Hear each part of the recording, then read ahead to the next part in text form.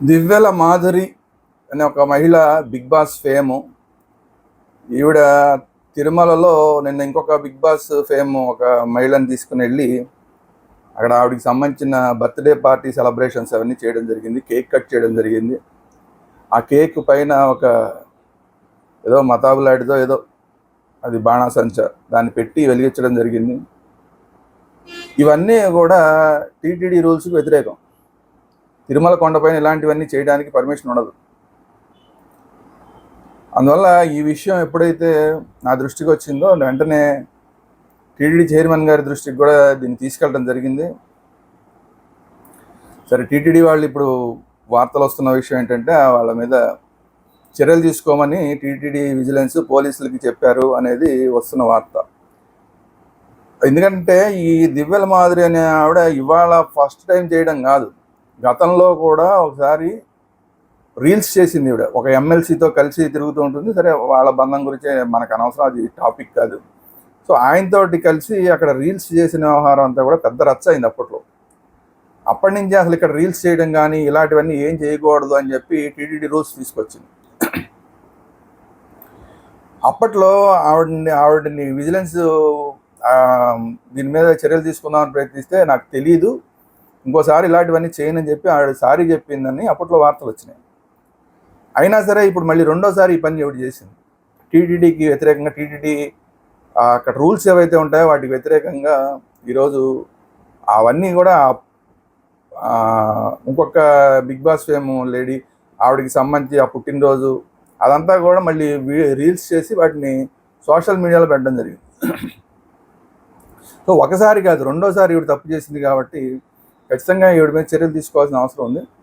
అది కాకుండా అసలు ఈ బిగ్ బాస్ ఫేమ్లో ఉన్న వాళ్ళందరూ కూడా అక్కడ రకరకాలు చేస్తున్నారు. ఆ మధ్య ఇదే బిగ్ బాస్లో పార్టిసిపేట్ చేసిన జ్యోతి అని ఆవిడ వెళ్ళి అక్కడ భక్తుల్ని ఇష్టరీతిగా వెటకారం చేస్తూ మాట్లాడింది. ఏదో ప్రసాదం ఎవరో తీసుకుంటే ఏదో అడుక్కుంటున్నాడు అన్న లెక్కలో మాట్లాడి అవమానం చేయడం జరిగింది. సరే, మళ్ళీ ఆవిడని అసలు ఇంకోసారి ఈవిడ తిరుపతికి రాకుండా, తిరుమలకి రాకుండా చేస్తామని చెప్పి టీటీడీ చెప్పింది. కానీ ఆవిడ ఏదో సారీ చెప్పిందంటే సారీ చెప్పంగానే మళ్ళీ యథారీతిగా మళ్ళీ పంపించేస్తున్నట్టున్నారు. ఆవిడ మీద ఆ చర్యలు తీసుకోవడం అనేది మళ్ళీ వెనక్కి తీసుకున్నట్టున్నారు. అది అయిపోయిన తర్వాత మళ్ళీ ఇంకొక Bigg Boss fame Geethu Royal అనే ఆవిడ ఏకంగా అక్కడ ఓ నలుగురు మగాళ్ళని వేసుకుని ఈవిడ మధ్యలో ఉండి డ్యాన్స్ చేస్తూ, ఇది దేవుడిదేననుకోండి, ఏదో గోవింద గోవింద అని పిచ్చి గెంతులు వేస్తూ రీల్స్ చేసింది. అది కూడా దేవాలయం పక్కనే చేసింది. దేవాలయం పక్కన ఆ గోడకు ఆనుకునే ఈ మన లడ్డూలు ఇచ్చే కేంద్రం ఉంటుంది కదా, అటు వెళ్ళే వైపు అనుకుంటా బహుశా అక్కడ చేసింది ఆవిడ.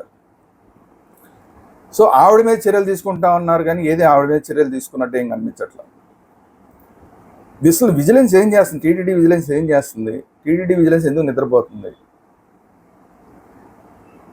గతంలో అక్కడ గోవింద గోవింద అని అన్న స్వామీజీలనే ఇక్కడ మీరు గోవింద అంటానికి వీలు లేదని చెప్పి విజిలెన్స్ వాళ్ళు అక్కడ బయటికి పంపించారు ఒకప్పుడు. అంత అతి ఓవర్ యాక్షన్ చేసిన విజిలెన్స్ ఇప్పుడు పూర్తిగా నిద్రపోతుంది.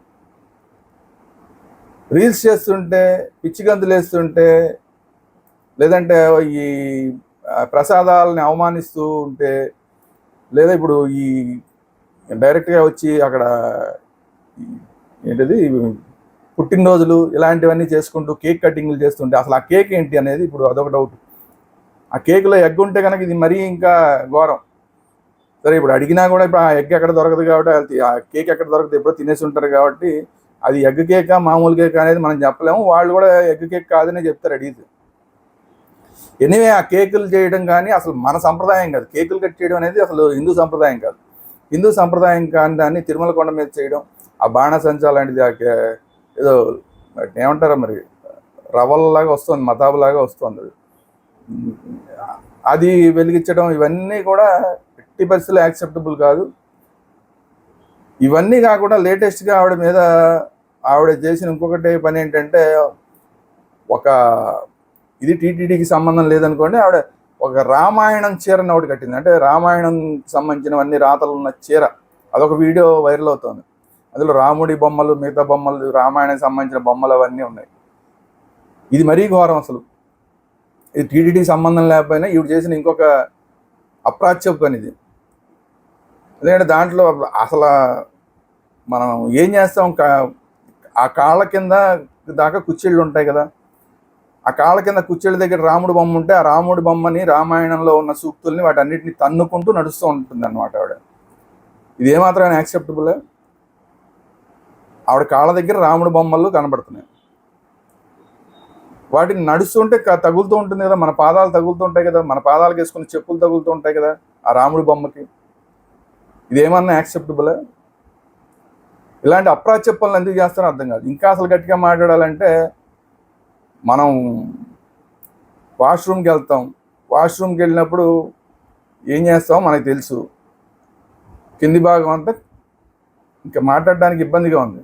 అలాంటి సందర్భాల్లో ఆ చీరకి, ఆ రాముడి బొమ్మ ఉన్న చీరకి, రామాయణం ఉన్న చీరకి ఏమేమి అంటుతాయో ఏంటో ఏమి తెలియని పరిస్థితి కదా.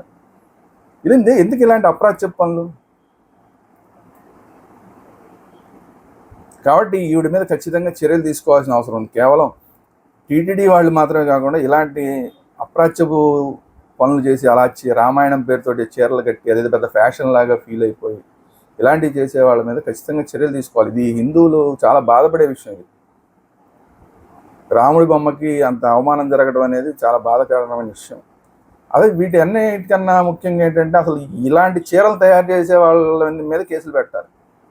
ఇలా రామాయణం చీరలు, భారతం చీరలు, భాగవతం చీరలు అని చెప్పి ఇలాంటి చీరలు తయారు చేసే వాళ్ళ మీద కేసు పెట్టాలి.